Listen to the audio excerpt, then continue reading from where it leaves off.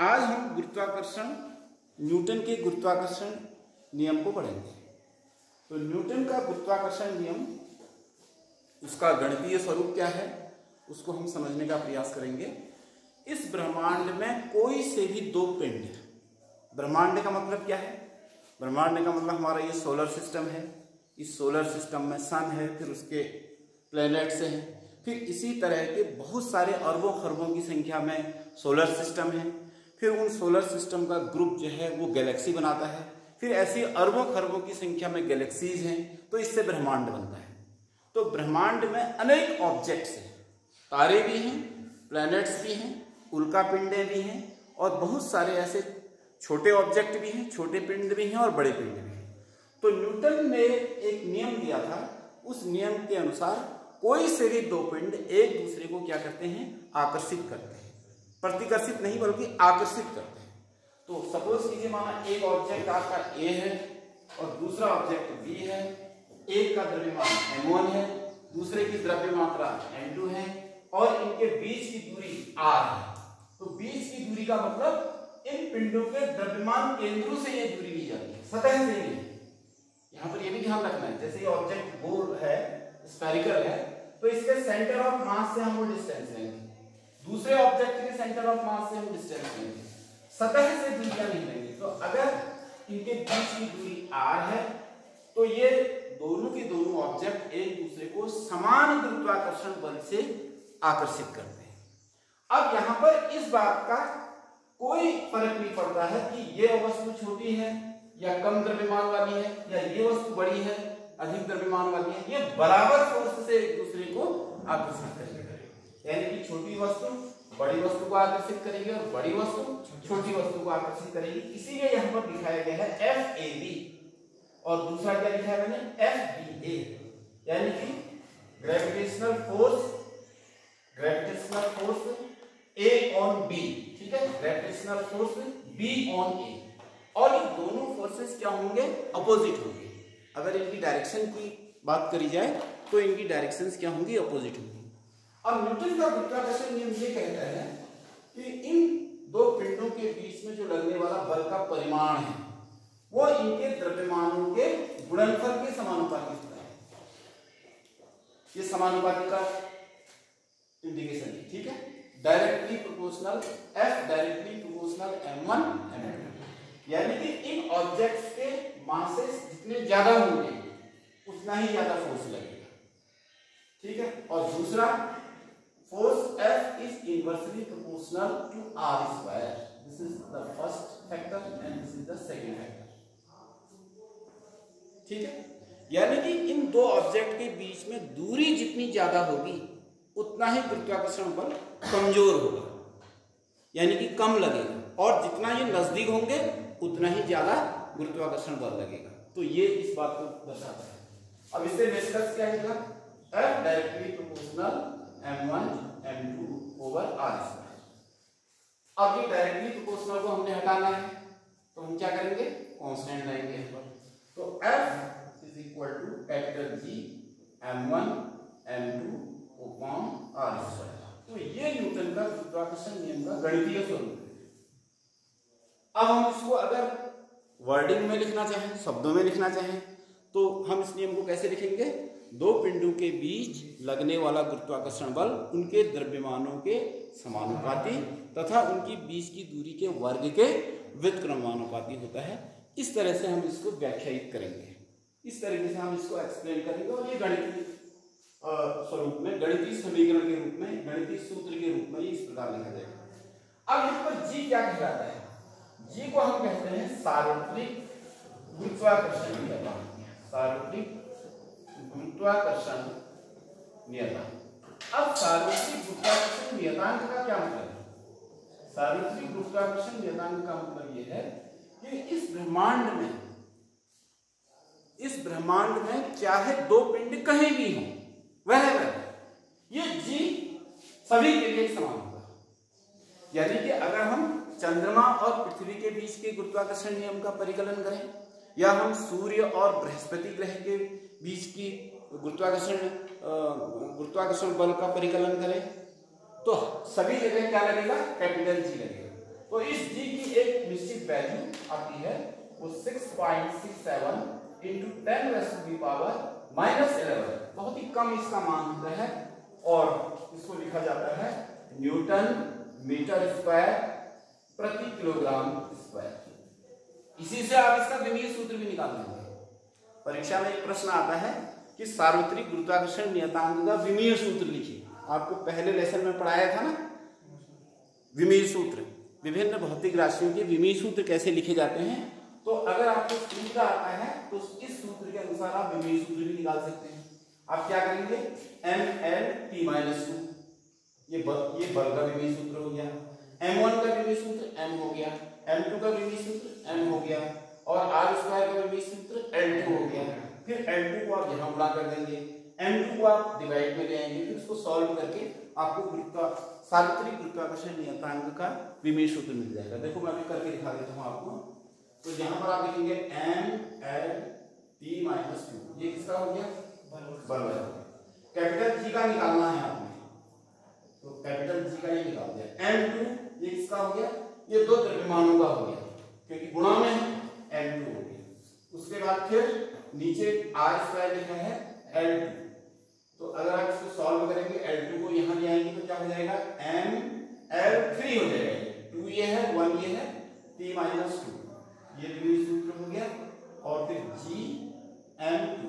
लेकिन आपको किसका चाहिए, आपको G का चाहिए ना, तो कैपिटल G इक्वल टू, अब m2 को डिवाइड में ले आएंगे आप, तो ये हो जाएगा m2L3t-2 अपॉन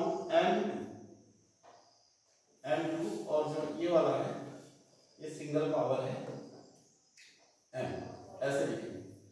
अब इसको आप सॉल्व करें, नीचे क्या है m2, ऊपर क्या है m, तो अगर आप 2 को ऊपर ले जाएंगे तो 1 - 2 और 1 - 2 कितना हो जाएगा, -1।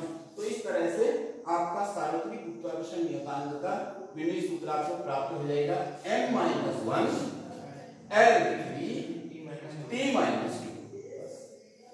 अगर आप इसको रट के जाते हैं तो गलत हो सकता है, गलत होने की संभावना है। अगर आपको कुछ भौतिक राशियां जैसे बल है, त्वरण है, द्रव्यमान है, वेग है, अगर आपको उनके विमीय सूत्र अच्छे से याद हैं तो आप किसी भी भौतिक राशि का विमीय सूत्र याद कर सकते हैं, निकाल सकते हैं। अब देखो, जब मैं विमीय सूत्रों को याद करने की बात कह रहा था ना एक बार, तो मैंने आपको 45, 46 या 50 के आसपास भौतिक राशियां एक एक करके बताई थी, जिसमें दाब भी था, कार्य भी था, सामर्थ्य भी थी और उसमें विद्युत धारा भी थी, रेजिस्टेंस भी था, पृष्ठ तनाव भी था। तो ऐसे बहुत सारी भौतिक राशियां थी। अब इसमें से कुछ इंपॉर्टेंट भौतिक राशियां हैं, जैसे द्रव्यमान, दूरी और समय, इनका तो mLT होता है ना। अब आपको क्या याद करना है, त्वरण का याद करना है LT-2, क्या याद करना है, वेग का याद करना है LT-1। तो अगर आप वेग, त्वरण, द्रव्यमान और समय के अगर याद कर लेते हो तो आप किसी भी भौतिक राशि का विमीय सूत्र निकाल सकते हो। आपको सूत्र मालूम होना चाहिए, ठीक है। जब हम विमीय सूत्र को पढ़ते हैं तो हम m² नहीं बोलते हैं, ये ध्यान रखना, m2 बोलेंगे। अगर हम कोई व्यंजक लिख रहे हैं, कोई फॉर्मूला लिख रहे हैं, तो वहां पर हम y3 x², ठीक है, ऐसे z² ऐसे बोलते हैं ना, z3 z⁵5।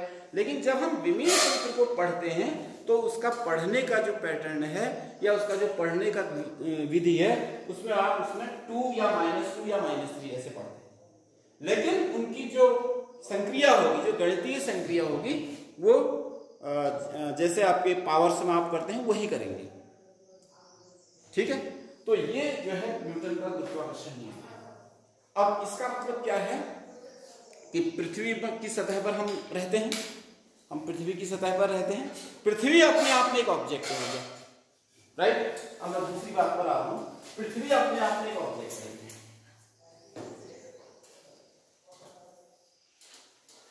हमारे लिए तो सबसे बड़ी पृथ्वी जिसमें हम रहते हैं, जिसमें हमारा घर है, जिसमें हमारा रहन सहन है, ठीक है, इसको पृथ्वी की ऊपरी परत कहते हैं जहां हम रहते हैं। और एक तुम हो, तुम भी एक ऑब्जेक्ट, अपने आप को भी एक ऑब्जेक्ट मानो। तुम पृथ्वी की सतह पर खड़े हो, ये खड़े हो यहाँ पर तुम खड़े, और ये पृथ्वी तुम्हें क्या कर रही है, आकर्षित कर रही है। अब प्रश्न उठता है कि पृथ्वी तुम्हें आकर्षित कर रही है या तुम पृथ्वी को आकर्षित कर रहे हो। ये बात अगर विज्ञान की दृष्टि से देखी जाए, अगर न्यूटन के गुरुत्वाकर्षण नियम से इसको समझा जाए, तो हम दोनों ही एक दूसरे को आकर्षित कर रहे हैं। हम पृथ्वी को भी आकर्षित कर रहे हैं और पृथ्वी हमको भी आकर्षित कर रही है बराबर बल से। उसमें यही नियम लगेगा। अब प्रश्न उठता है, माना तुम्हारा द्रव्यमान स्मॉल एन है और पृथ्वी का द्रव्यमान कैपिटल लेटर में एम ई है। अब दो मास हो गए, एक तो पृथ्वी का अपने आप का मास और एक तुम्हारा मास। तुम खड़े पृथ्वी की सतह पर, अब तुम्हारे और पृथ्वी के बीच की दूरी कितनी है? वैसे तो तुम कहोगे हम पृथ्वी को टच कर रहे हैं तो 0 हो, ऐसा कह दोगे, ऐसा समझ रहे हो, लेकिन ऐसा नहीं है। पृथ्वी का केंद्र कहाँ है? गहराई में। अगर हम यहां से नीचे को जाएंगे तो बहुत दूर जाकर के पृथ्वी का केंद्र आता है। अगर हम गहराई में जाएंगे तब जाकर के पृथ्वी का केंद्र आता है, यानी कि पृथ्वी की त्रिज्या ही पृथ्वी और हमारे बीच की दूरी। तो हम r की जगह पर क्या ले लेंगे? कैपिटल R, पृथ्वी की त्रिज्या। और पृथ्वी की त्रिज्या जो मापी गई है वो 6400 किलोमीटर। कितनी? 6400। ये आंकड़ा छोटा लग रहा है मुझे? यानी कि अगर हम पृथ्वी में एक स्थान से अगर हम यहां से खोदना शुरू कर दें, डिग करना शुरू कर दें और इसके केंद्र से होकर के सुरंग बनाए हैं हम पृथ्वी में, हालांकि यह असंभव है, आज तक नहीं हो पाया है ये काम। आज तक ये काम नहीं हो पाया है कि पृथ्वी में एक आर पार जाती हुई सुरंग बना ले। तो अगर तुम यहां से प्रवेश करोगे ना और जैसे तुम पृथ्वी के केंद्र पर जाओगे तो तुम दूसरी तरफ आ जाओगे पृथ्वी। तो ये पृथ्वी का यहां से यहां तक का जो यहां तक की जो डिस्टेंस है वो 12,800 किलोमीटर है। 12,800 किलोमीटर। तो मैं कह रहा था 6,400 किलोमीटर त्रिज्या है और व्यास कितना है? 12,800 किलोमीटर। कहने का मतलब यह है कि जैसे ही अगर हम पृथ्वी के किसी भी भाग में हैं, वहां से अगर हम खोदना शुरू करें, सुरंग बनाना शुरू करें, तो हम पृथ्वी के दूसरे भाग में चले जाएंगे। लेकिन इसमें दिक्कत क्या आएगी? पृथ्वी को जब हम, पहली बात तो ये ऐसी मशीन संभव ही नहीं है कि जो इतना खोद दे, ठीक है। तो अगर बहुत ज्यादा खोदना है तो आपको एडवांस मशीनें चाहिए, मशीन खराब हो जाएगी। पहली बात तो कुछ ही किलोमीटर जाकर के खराब हो जाएगी। दूसरी बात यह है कि टेम्परेचर बढ़ता जाता है। पृथ्वी के केंद्र पर इतना टेम्परेचर है जितना सूर्य की सतह पर। इसी से आप अंदाजा लगा सकते हैं कि पृथ्वी के केंद्र की ओर अगर हम जाएंगे तो because of rising of the temperature, ये एक हमारे सामने डिफिकल्टी आएगी। टेम्परेचर बढ़ता जाएगा। फिर यहाँ पर जो लौह पदार्थ है, लोहा है, निकेल है, जितने भी धात्विक पदार्थ है वो पिघली हुई अवस्था में, यानी कि हमारे पृथ्वी के केंद्र में लावा भरा हुआ है। तो वो क्या करेगा? वो बाहर को आएगा, ठीक है। आपको आप जा ही नहीं सकते हैं पृथ्वी के केंद्र में।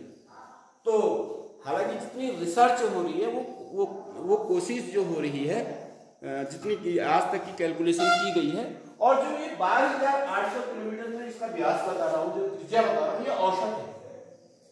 पृथ्वी एक समान रूप से उसकी त्रिज्या बराबर नहीं है। जैसे माउंटेन है ना, अगर हम पृथ्वी को देखें तो ये जैसे पृथ्वी है तो इसमें जो उभरे हुए भाग हैं ये आपके माउंटेन है।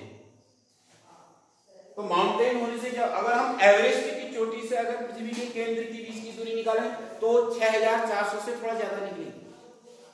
भूमध्य रेखा में अगर हम चले जाएं, अब जो है हमारी पृथ्वी की जो सबसे अधिक त्रिज्या है वो भूमध्य रेखा में है। भूमध्य रेखा से अगर हम पृथ्वी की त्रिज्या का आकलन करेंगे तो वो ज्यादा मिलेगी।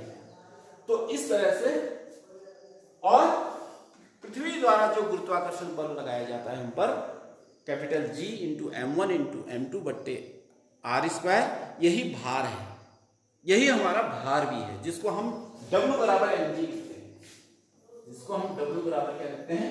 mg लिखते हैं। यही भार है। तो समझ में आ गया गुरुत्वाकर्षण में।